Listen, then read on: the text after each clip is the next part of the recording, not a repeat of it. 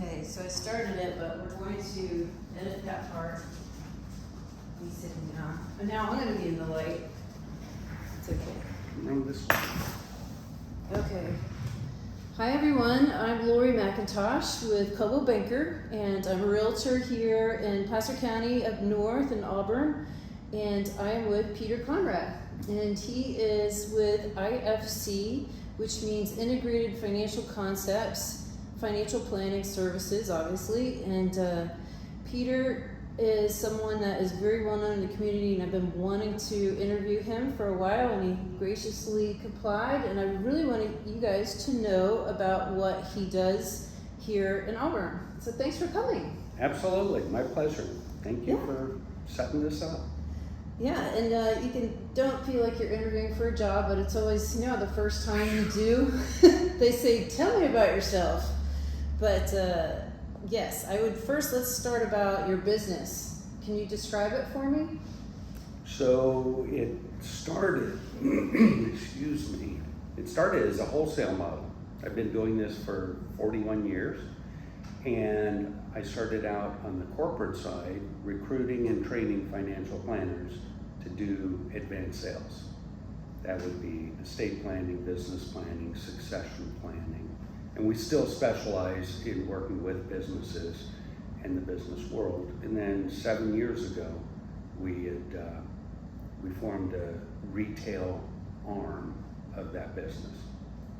Okay, is this always in Auburn? I have been in Auburn always. I've been in Auburn since '76. Oh.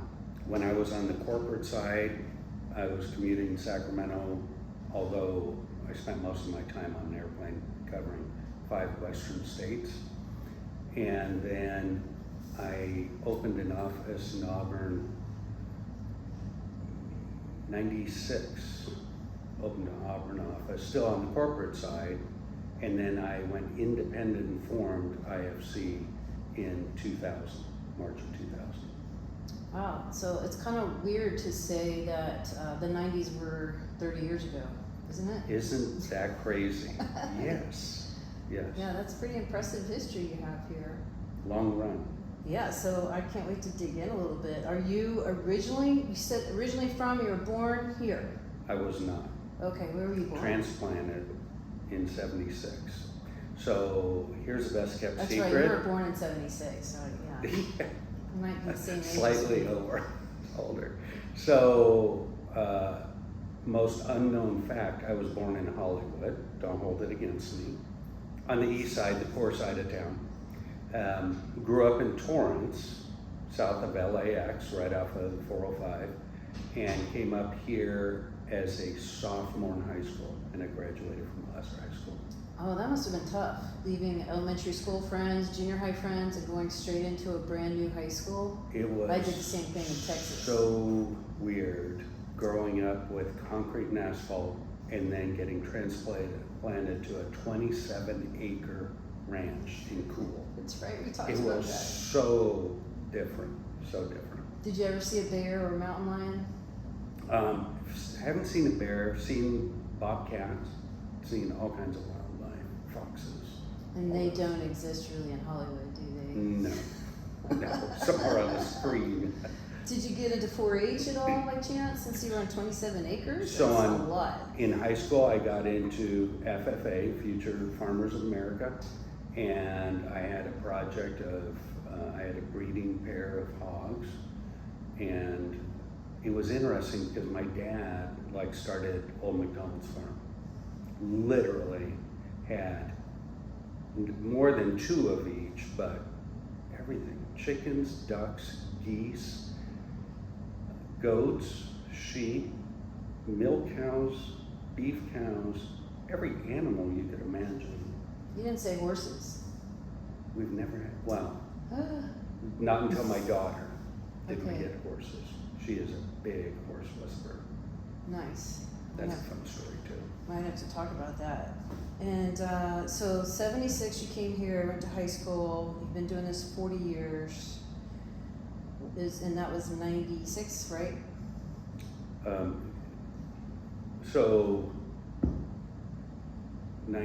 so 2000 is when I Okay, started alright. IFC. Yeah. 23. My first business, actually, after raising animals, I got some money together, started breeding registered Simmental cattle as part of my project too in the senior year. And then between my junior and senior year in high school, I started my first business, which was an auto body shop. I'm an old motorhead, still got it in my veins, still have Konrad Auto Group, the dealership. Wow. What's your favorite car that you like to work on? I really like old GM muscle cars and four-wheel drive trucks. So Corvettes, and a lot of Corvettes, Camaros, a lot of square body pickups. I would have mistaken you as a Navy military guy because I grew up in Virginia Beach and that's what they all drove, Camaros and Trans Ams, and as a girl I usually ran away from those cars. That's smart. That is smart. That's a fun fact in college, which I started at Sierra College and earned an A in automotive technology because that's what I was into.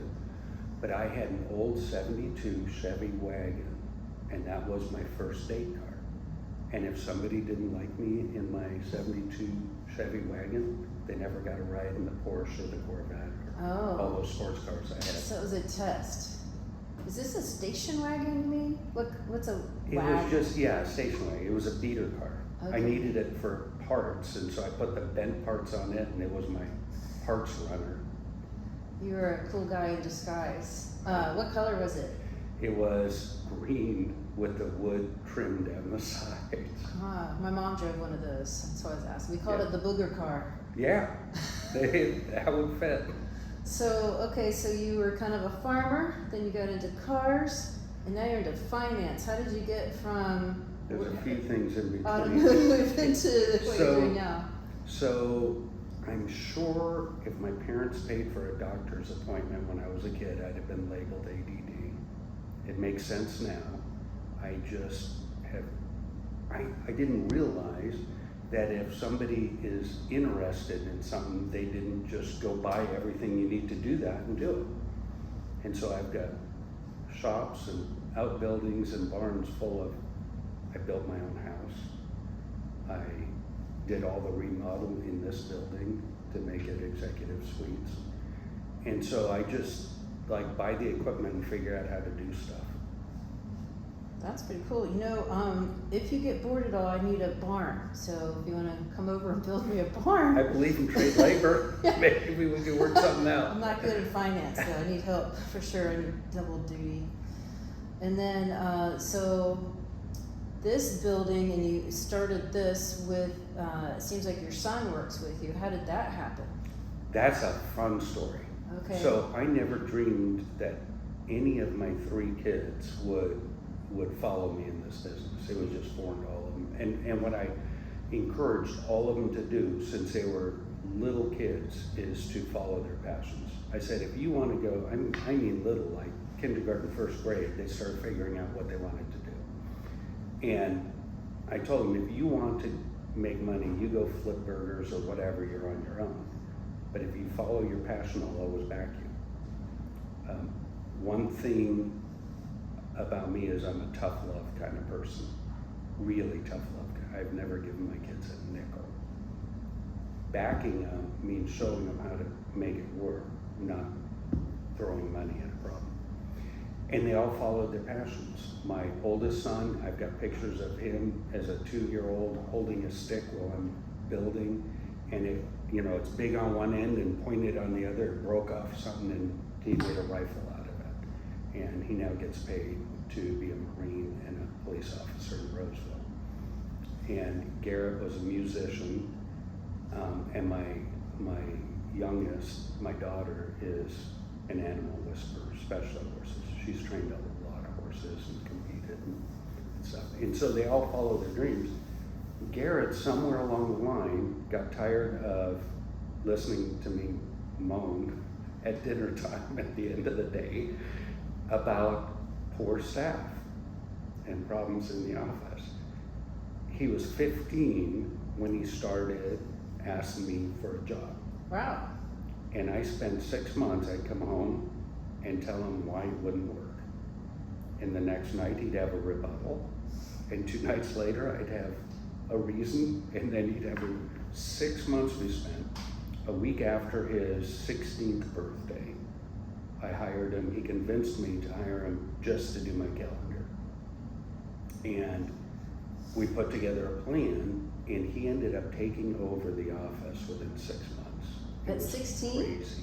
That year, he worked 30 hours a week in the office. They were in a charter school, homeschool, with a charter. It was his junior year of high school, and he was taking 3 classes at Sierra College. Ended up graduating that year as a junior with college credits and worked 30 hours a week. That's pretty impressive. Yeah.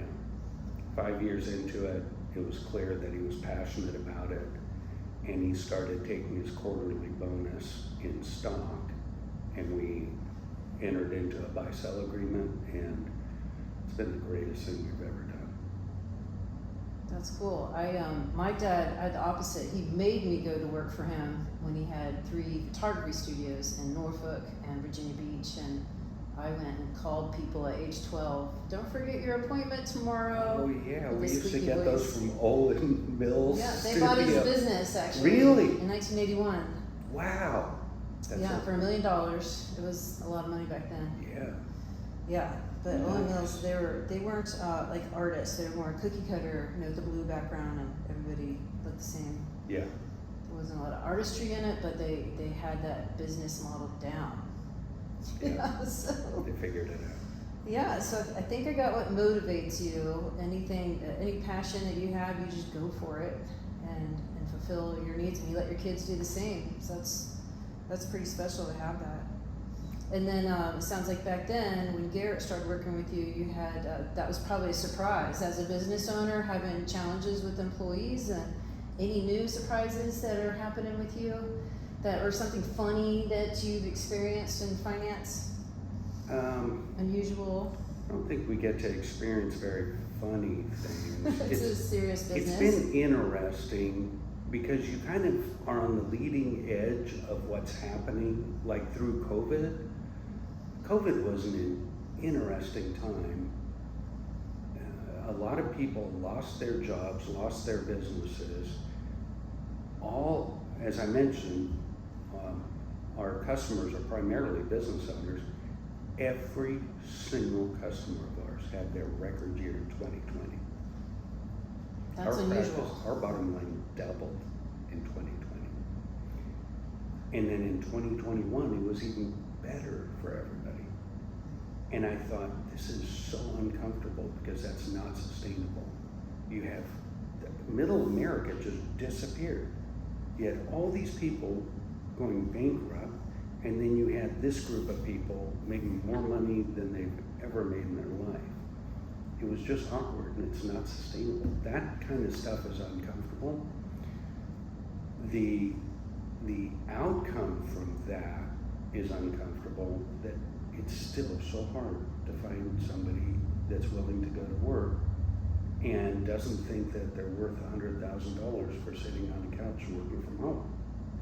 It just, I don't know what's happened and what it's gonna take to reset the mindset of America and get back to, we need to work for a living. Yeah. Another problem is community and coming together and doing things versus going back home and hiding in your house. I'm an endurance rider, and we camp out, and one thing I loved about endurance is meeting other riders and having meals together or potluck together, and then sharing at the end of the ride after riding 50 miles and 12 hours on the trail what it was like. And everyone goes back to their trailer. So it's kind of depressing. So similar situation. I kind of drive my wife nuts because we do a lot of campouts and family reunions and business owners. We just got back 8 couples from Yellowstone. And I'm the guy that will do all the shopping and cook meals just so people are together. Because if you go camping, you spend so much time making a meal and cleaning up and setting up, and you're all separated. Right. Right. Just anything to bring people together. That's it's great. so worth it. That sounds fun. 8 couples. It was a blast. And I haven't been to We Yosemite. took all our toys. That'll be another topic. Okay. So that kind of, well, that's one thing that you could love about your business is you can just take off when you want and go on vacation because you're in charge of everything. This is so terrible. I have to Wave your arm. let it know that we're not asleep. And now I'm under a light. Here. Is that? What do I do? There we go. There it is. Sorry about that. No worries. We might have to do that a couple times. So I love how flexible our business is. I had never taken more than a 3-day weekend my entire life. I've always averaged 90 to 100 hours a week. I still work endless hours. However, I started traveling. About 2004, I took my first week off and fell in love with travel. And back then, we didn't have technology like we have today. So I'm in Africa in a dial-up internet cafe, and it literally is taking 15 to 20 minutes to answer every email. And then we advanced, and I bought SIM cards and international phones and modems, and now it's just so easy. We were in Fiji once for 3 weeks, and nobody knew we were gone. It was amazing because we just plug in, and with time difference, Garrett loves to travel. When we touched down in Costa Rica, he was 18 years old, and he looked across the aisle and said, "This is the 18th country I've been in 18 years." I'll never forget that. I don't know where he's at now. I think I'm still ahead of him. That's a big advantage. Unfortunately, a lot of Americans don't get to travel like that, and it's a little sad because I feel like every time I leave the country and come back, I appreciate so much what we have here. Gives such great perspective. Yeah. Yeah. And I was in Ireland trotting on the trail on the phone, talking to my husband talking to clients. I had a escrow while I was there. I told them where I was, because of the time difference. But I said, just call me anytime and I'll answer when I wake up. Yeah, it's great. So Ireland, you have one up on me. Yeah. If you want to be a tour guide there, I'm open to going there. Okay, I know all about West Ireland, Galway and County Clare, not Clare County. In that It's order. backwards. Right. Yeah. Good. So staff again, besides Garrett and other people, what do you do to encourage them to make the salaries that they get, make it worth it to them and want to put in the hours? We try to create value added. What's tough is me being this tough love kind of person. I'm not good at petting people's boo-boo. Did I say I've not heard that. Can I You say just that? did, so yes.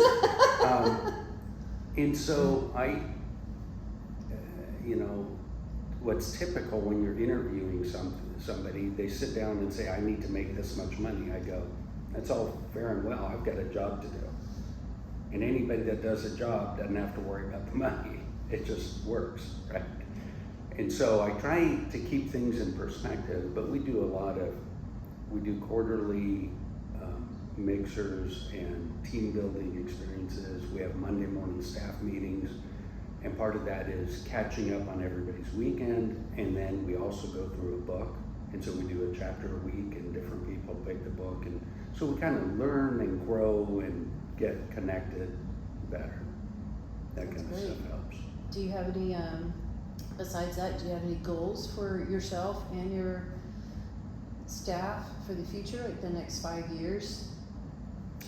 What it would be like now that COVID's over and people are trying to get back in the groove of what it was like before? So we're always in a growth mode because I believe life and everything else is like a moving train. There's no such thing as standing by the side. You're either on it moving ahead or you're standing there watching the cars go by and you're falling behind. And so what we've put together, like our entry level, our admin position, we use that as a transition. Our current admin just got licensed 2 months ago. He's been with us for a year.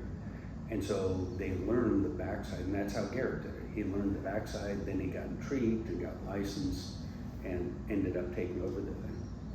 And so we kind of build it so there's growth opportunities and you can excel and get as involved as anybody would want to be.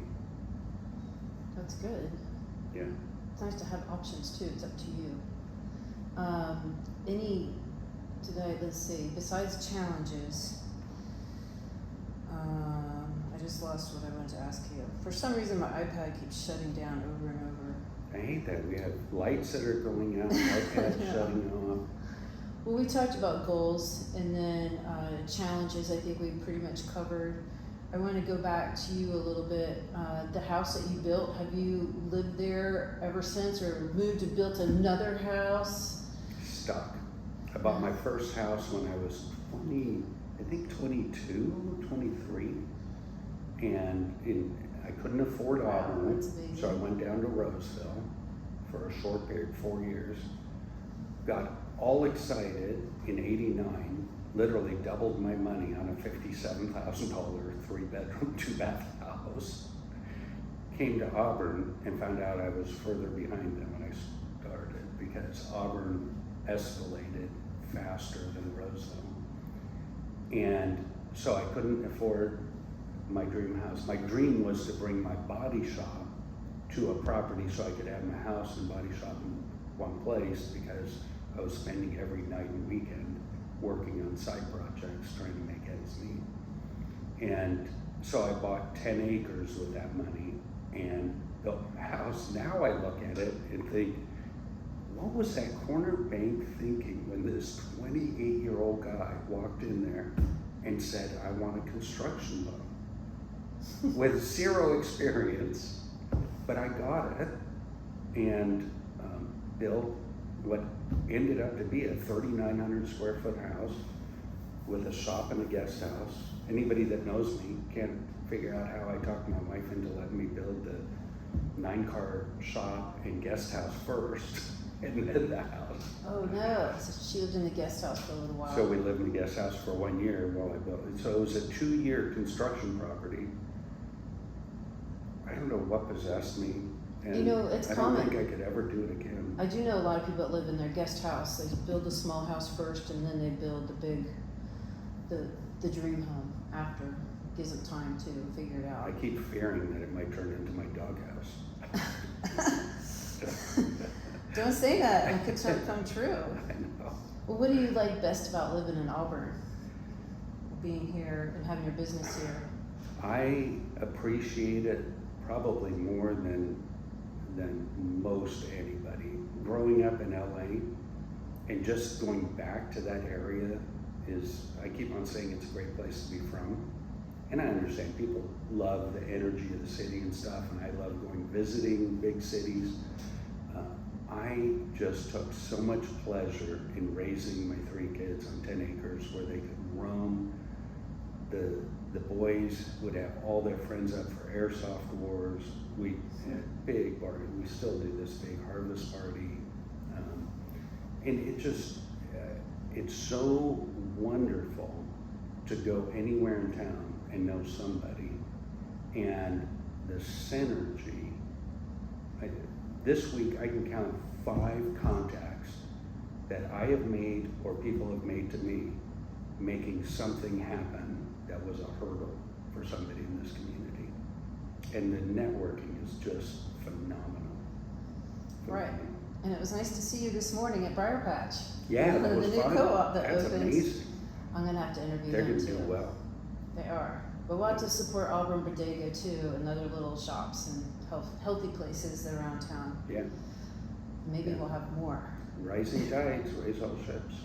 Right. Those That's places true. will probably get specialties and refer people back and forth, and somehow it always works. Right. I'll have to remind them of that too. Yeah. Because sometimes when a huge place like that comes in, the little people get scared and nervous. Scarcity So mentality. yeah, we'll have to dispel that. Yeah. And speaking of food, do you have a favorite restaurant in Auburn that you love to go to? Or close by, like Grass Valley or Roseville? I have to admit that when I introduced Reese Browning,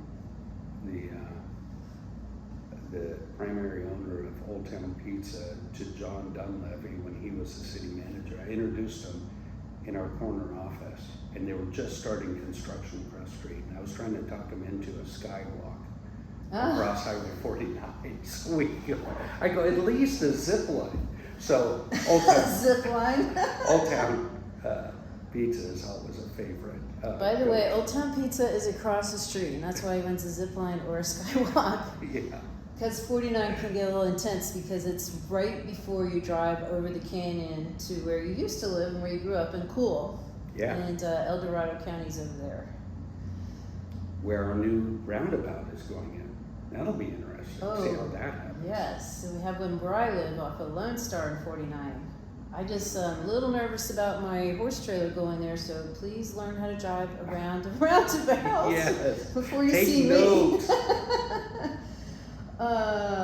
Okay, so we haven't, for Auburn, you've been here a long time. I've only been here 6 years, and I grew up in Virginia Beach, and everyone thought I was one of my 3 sisters. So that's one reason why I left, because I needed to be my own person, and they would just get us all confused. And here, I think it was pretty easy to establish myself, because despite being a tight-knit community, people are pretty open, and they could see that I contribute a lot since I'm in Rotary and in the chamber and go to a lot of events and help out as much as I can. For you, have you seen, let's just say the past, since, I don't know, I guess we have to include COVID, like significant changes? I mean, quite a few restaurants did shut down, like Dingus McGee's is gone, which was a really cool place with their outdoor patio, beautiful scenery. Unbelievable. And Carpe Vino hasn't reopened, and he's been talking about it, but he's got his wine and liquor sales that a good and a bad thing is increased significantly during COVID. But any other changes that you've noticed since you've been here for so long? I've learned a lot and seen a lot. I was on the annexation committee for 2.5 years. It was an ad hoc committee. And it's surprising. I thought they just never changed the population sign in Auburn, because when we moved here, it was 12,000 and now it's 13, right? Right, and there's not, with the terrain here, there's not a lot of 46 ability years to build. And that's like the best kept secret, that the city of Auburn is 7.5 square miles. And so it's surprising how landlocked it is. I'm seeing a little more movement towards like mixed use, which would be helpful. North Auburn, of course, has exploded. The county has done an incredible job of growing North Auburn. And that's probably why the city of Auburn is pinned in. But it surprises me how much construction is going on while there's so many vacant buildings. Right. I can't figure out the efficiencies of building, and with the cost of construction today, building new with so many things empty. I can't get my arms around that. That always surprises me. Right, like I think on 49, that old car wash is gone, and now they're, I think, building some sort of mini mart. I was wondering what that is. That's a big retaining wall, and it looks like a 2-story building. And yeah. But that, I think I just saw on social media, so I could be 100% wrong. Who knows? And so improvements for this area, anything that you would like to see? What I would love to see is this area have some infrastructure, and that's kind of a behind the scenes thing that probably only property owners and business owners deal with.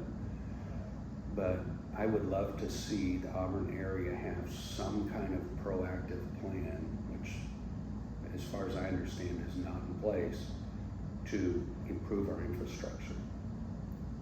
If you go down below the surface, literally, or behind the scenes, the sewer lines, the drainage systems, the streets, all those things, we really need to shore up our foundation in order to expect any kind of growth. I'd love to see some effort put into that. Yeah, I bet.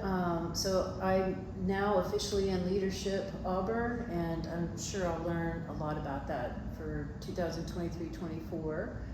And it sounds like you were a speaker in one of those weeks or months. My next question is something unusual about you, but I kind of want to direct that if it's okay. Sure. Okay, so there's I'll a add place. whatever I want.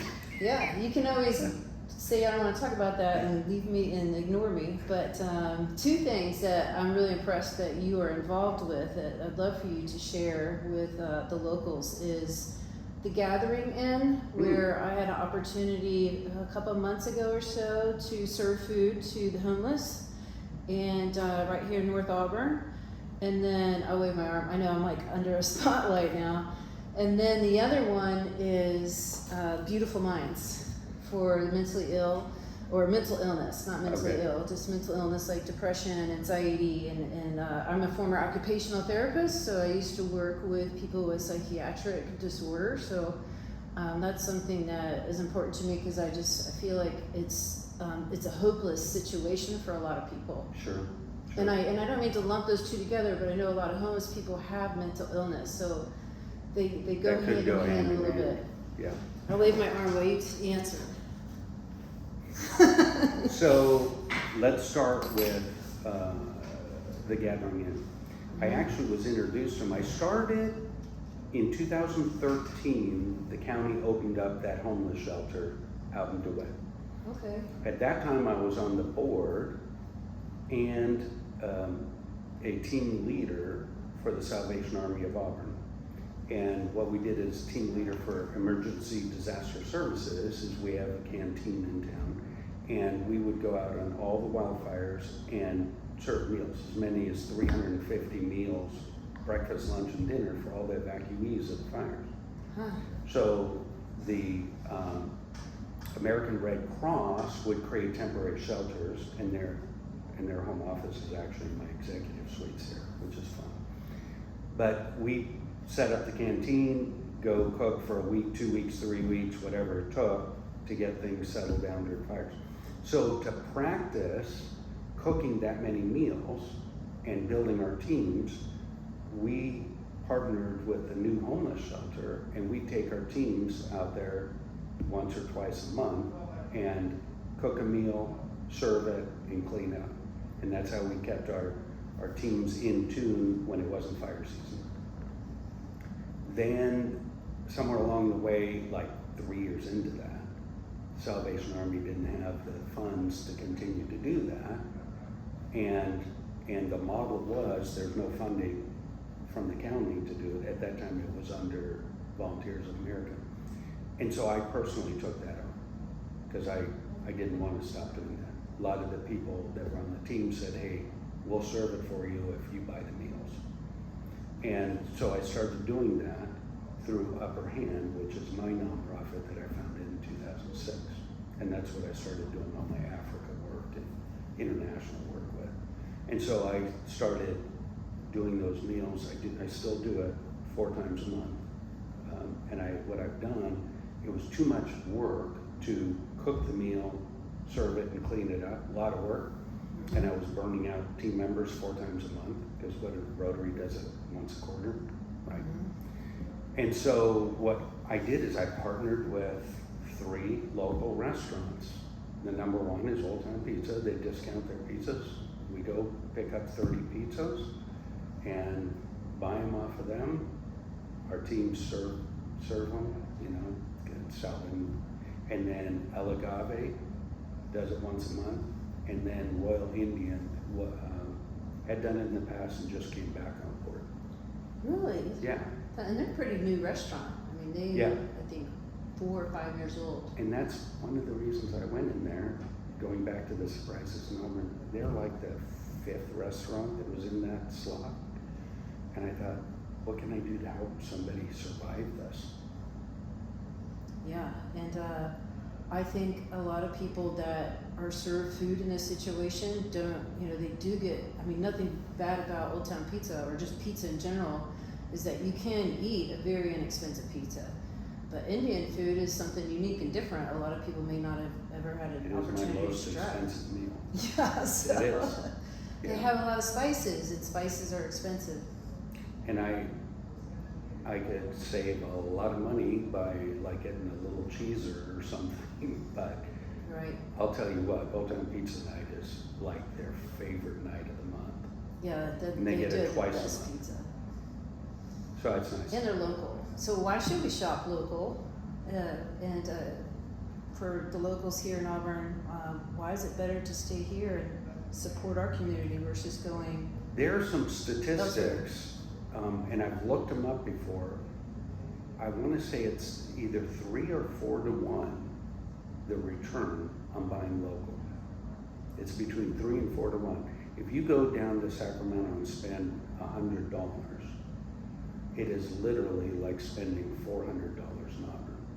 Because if you think about it, then that local business owner has that $100 you spent, and they go buy groceries or a card, and it's just multiple use of that same dollar. Keeping it in your community is really powerful. That's a good way to share that. Thank you. Yeah. I like that. Another question. I feel like you said this already. Your highest moments in life are discovering traveling, and then you probably took a trip to Africa and discovered need there, and probably fell in love with the people. I'm just guessing. I haven't been there Met yet. some great people. I do tours there. I can sign you up for one. I would love to do that. Go on a safari and ride horses, and then what is it? Something about hearts. We had a visitor in our Rotary, and by the way, both Peter and I are in Rotary of Auburn at the Elk Lodge. There's 4 in this town, Yes. so this was pretty impressive. And then I visit the other one sometimes at Awful Annie's, and spoken there, and I met. I wish I could remember the name. It's not on the top of my head, but he gave me his card and said I need to come visit. So I'm gonna do that Nice. for sure. Nice, yeah. So would you agree that that's your highest moments in life is being able to travel and go to different countries? I'm wired pretty odd. There must be a short somewhere, because I can't find anything that motivates myself. I enjoy life to its fullest. I mean, there's no denying that. But what brings me greatest joy in the world is helping other people. I'd so rather, I literally have to figure out a way to help somebody in order to get something I want in my own mind. And so, yeah, that first trip in Africa kind of set it off. I ended up buying a piece of property and hiring locals to build a church. You know, first we started this outdoor church where I got buying all the sound equipment and PA system so they could yell over the top of the chanting. It's like a competition. And then from there they've planted 15 churches. We purchased a farm. We have a farm over there to create sustainability. Started an orphanage. Started a swine breeding program where they give a bred sow to unwed mothers so they can create sustainability for themselves. We started a sewing college over there. Yeah. Where Just is a lot this of in things. Africa? Mostly all in Tanzania. Okay. Mwanza. Uh-huh. Yeah. I've been there a dozen times in the last 20 years. Anywhere else? I've been to Kenya several times, Uganda, the work we've done in Fiji and Costa Rica. That's A a little lot. bit scattered, but most very concentrated in Africa. Well, I feel like we're really lucky to have you here because of gives It's you fun. joy to help others. I think that's pretty amazing. How about any lows that you've experienced in your life, and if you had any, how did you get through it? Because it seems like you're someone that really is able to get through things that are difficult. I would have to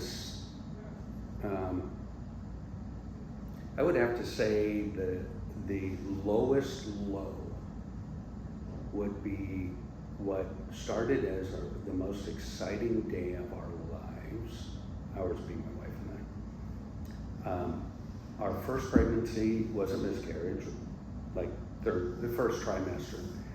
And our second pregnancy with our daughter was a week past full term, and she was stillborn. So the most exciting day of our life became the most tragic day. And there was no reason, the cord wasn't wrapped around her neck. They did an autopsy. There was just no reason. And we'll never know this side of the divide. Why? And like growing up in a European family, because both of my parents met on a boat coming from as displaced persons from Europe, Germany specifically. It was very authoritative, and I honestly can say, I don't think I ever heard my parents say I love you. I can honestly say I might have thought that or wanted to think that, but and that'll set somebody off in one direction or another. But to this day, it must hurt a bit. Did you want that so much? What's so weird is it's neutral for me. That doesn't hurt, but what you do with it hurts. When I see people that let that sabotage their whole life instead of saying, hey, I want to be different. To this day, every one of my kids, we hug when we meet, we hug when we part, we say I love you on every phone call.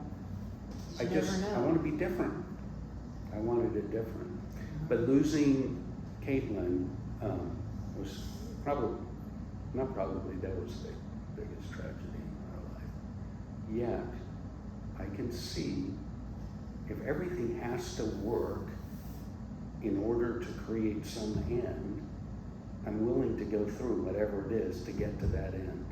And I can see how that's shaped me as a passionate person for kids and people that are unwanted and those things. It's shaped me a lot. Yeah, so that kind of leads into what advice would you give a young person? The best advice I can give any young person is quit thinking about yourself. We do live in California. I know, and it drives me crazy. If you can think about other people, your problems just dissipate, just disappear. And I kind of kidding, because the business we're in and the clientele we have, every problem I work with is a first world problem. 85% of the world will never have the problems that we get to deal with. And so that kind of just keeps things in perspective. That's really good advice. I have to pay attention to that too, just being the youngest of four and busy parents, and they're like, oh yeah, we've got 4 kids. Yeah. And Where'd growing that last up, one go? I mean, my dad saying when I was 12, you can do whatever you want. You're 12 now. You should know better. So go out there and do your thing. And I'd be like, what? That's it. So yeah, it's easy to get self-absorbed and just doing your own thing, and it's really important to think about others. Speaking of giving back, which is passionate to me, I didn't finish about the Gathering In. Right. Circling back to the Gathering In. Thank you. So after the Gathering In took over the shelter, which was in 2018, I got on their radar and they asked me to join the board, and I'm currently the treasurer on the board of the Gathering In. I'm also on the board of Feed the Hungry Auburn, who buys all the animals at the junior livestock auction. We grind all the animals up, process, and supply all the food banks in Auburn. Salvation Army, Interfaith Food Closet, the Gathering, Placer Food Bank. We supply all that meat, about 5,000 pounds last year. Wow. I am president of the Highway 49 Business Association this year. You are? Oh, that's good to I'm know. on the Sutter Foundation Board, Sutter Auburn Faith, and Great then hospital. nonprofit. And so that again, which I shouldn't have that much time, right? There's not enough time in the day to do that kind of work, besides what we do for Rotary and everybody else. But somehow that synergy just builds. And that's how all this connectivity and all those things that came to fruition this week happened, is just knowing people in different places, and everybody stretches a little and it works out real nice. Yeah, you're in a lot of organizations. So let's say that I wanted to hire you to manage my finances. Could I work directly under you, or would you give me like a junior financial advisor? Or how would someone reach out to you if they watched this interview and are like, oh my gosh, I just have to work with Peter? I would love that. So you do work with me. I have a lot of support staff. The way we do it, instead of this size account works with this person, this size account works with this person, and this, is we have our own clientele, but we interact with each other. And the example I use is, if you went to a restaurant and the hostess sat you down and the bus person came and brought you water, and then the server took your order and served you, if that was all done by the owner of the business, if the owner sat you, the owner brought you your water, the owner took your order, the owner went back and cooked your meal and then served your meal and then bussed your table, it would, I don't care how good that person was, it wouldn't be as good an experience as everybody working their wheelhouse and what they're really good at and trained for, right? You need a team. And that's how our practice works, is every one of my clients work with David, every one of my clients work with Garrett, and every one of my clients work with me, and in our specific area of expertise. Okay, that's a very good example. And we have access to your website, got your phone number there, email, and those are the best ways to reach you. Absolutely. And you're on social media. IFCINS.com. Okay. Facebook, yep. Well, anything else that you want to share, or you think we got it? I think that's a good list. We shouldn't get into my toys and my application. I'm an adrenaline junkie. Okay, we can do that again. Yeah. So